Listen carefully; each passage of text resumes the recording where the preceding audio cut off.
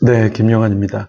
박진영 씨가 구원파냐 아니냐, 박진영 씨의 복음 설명은 합당하느냐 그렇지 않느냐, 여러 가지 이제 논란이 많은데요. 박진영 씨가 구원파라고 볼 수 있는 7가지 이유에 대해서 같이 한번 살펴보겠습니다. 첫 번째, 이제 박진영 씨가 예를 들어서 설명하고 인용하는 내용이 구원파적인 내용이 있죠. 박진영 씨는 이스라엘 독립과 유대인들의 귀환을 이야기할 때 라이트 형제 이야기를 합니다.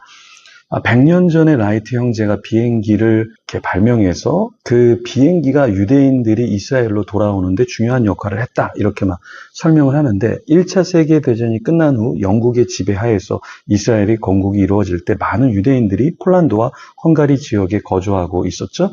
이들은 세르비아와 코소보를 지나서 이란, 이라크, 아프가니스탄을 거쳐서 이스라엘로 향하는 길이 어렵고 자동차와 기차가 없었던 시절이었는데요.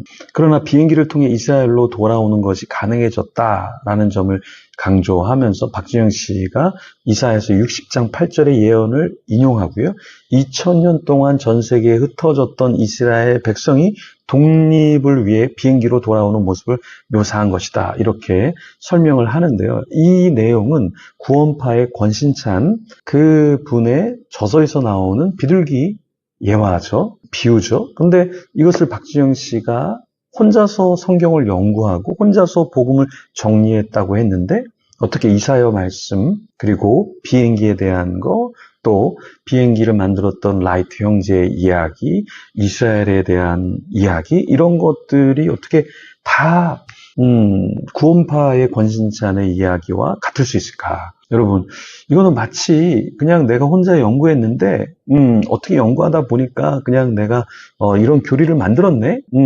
이런 것과 별반 다르지 않죠. 그렇죠? 네. 그래서 두 번째, 이제 박진영 씨가 구원파와 교리적 연관성이 있다라는 거는 종교적인 강연, 집회를 이렇게 하는데요. 구원파는 하나님의 개인적 관계를 굉장히 중요시 여긴단 말이에요. 그런데 이 박진영 씨도 개인적인 관계에 대한 굉장히 많은 이야기를 합니다. 뭐 그럴 수 있다고 봐요. 왜냐하면 정통 교회나 기독교도 개인적 관계를 중요시 여기니까요. 근데 이 박진영 씨가 구원파의 이러한 성향, 신앙의 회복, 하나님과의 친밀한 관계, 이런 것을 얘기하는데, 디스패치 보도 기자에 의하면 유명한 연예인 박진영 씨가 정기적인 강연을 이끌고 있는데 그 내용이 이단 사이비와 연관이 있다, 이렇게 보인다, 이렇게 이야기를 했죠. 그래서 구원파의 전도 집회의 성격과 이 박진영 씨의 구원파적인 이러한 전도 집회가 별반 다르지 않다라는 거예요. 세 번째는 무엇이냐? 이 구원파 전도 집회의 특성과 굉장히 비슷하다. 구원파는 신앙의 회복을 목표로 하고 전도 집회를 개최하는데요. 회복된 신앙에 대해서 이야기하고 또 삶의 변화를 경험한 사례를 자주 언급을 합니다. 그런데 이 박진영 씨의 복음 이렇게 세미나를 보면 이러한 방식이 있다라는 거예요. 그러니까 구원파의 교리적인 부분도 있지만 구원파 전도의 이 방향성, 네, 그리고 틀이나 흐름, 이런 것이 굉장히 유사하다는 거예요. 네 번째, 이제 박진영 씨의 가족 관계를 보면 구원파와 뗄래야 뗄 수 없죠. 예를 들어서 2014년 세월호 참사를 당했을 때 이제 구원파가 아니다라고 주장했지만 유병현이라는 사람이 관련되어 있었고, 선장도 그리고 선원도 구원파였죠. 아니라고 했는데 결국에 그 유병현이라는 사람이 갑자기 사라졌죠. 살았는지 죽었는지 모르겠지만 어쨌든 네, 죽은 것으로 판명이 되고 조사는 다 끝났습니다. 근데 그 유병헌의 조카가 박진영 씨의 아내죠. 구원파와 뗄래야 뗄 수 없죠. 그리고 박진영 씨는 구원파의 인물과 굉장히 친분이 있죠. 그렇죠? 자, 이 박진영이 구원파가 운영하는 식당에도 가고 구원파의 사람들과도 친밀합니다. 예를 들어서 다섯 번째, 이런 거예요. 비공식적인 모임으로 하고 또 식사를 하는데 어때요? 유기농 식사를 하죠. 근데 어디서 합니까? 구원파 식당에서 합니다.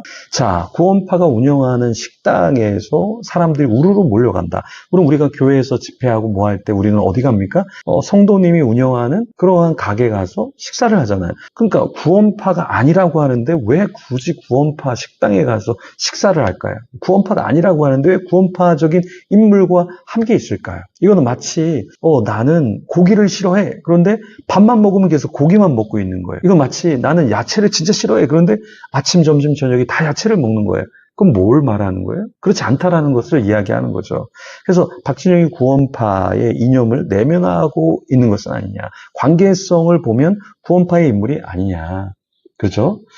그리고 이제 여섯 번째는 구원파의 집회나 형태, 교육 방식이 구원파랑 너무 비슷하다. 성경 세미나를 개최해서 하는데 5일에서 7일, 더 길게도 하죠. 근데 이게 구원파에서 하는 것과 굉장히 유사하다라는 거예요. 물론, 반론을 제시하는 분은 교회는 그러지 않냐. 교회는 21일도 하는데.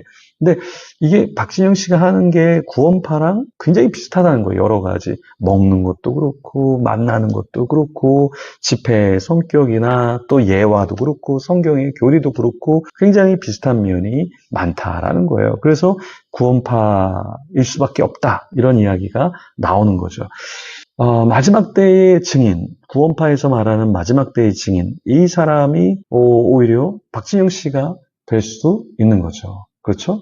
그래서 박진영 씨가 이 역할을 충실히 담당해서 본인이 구원파라고 이야기는 하진 않지만 수많은 사람들을 굉장히 음지로 오픈하지 않잖아요. 그렇죠?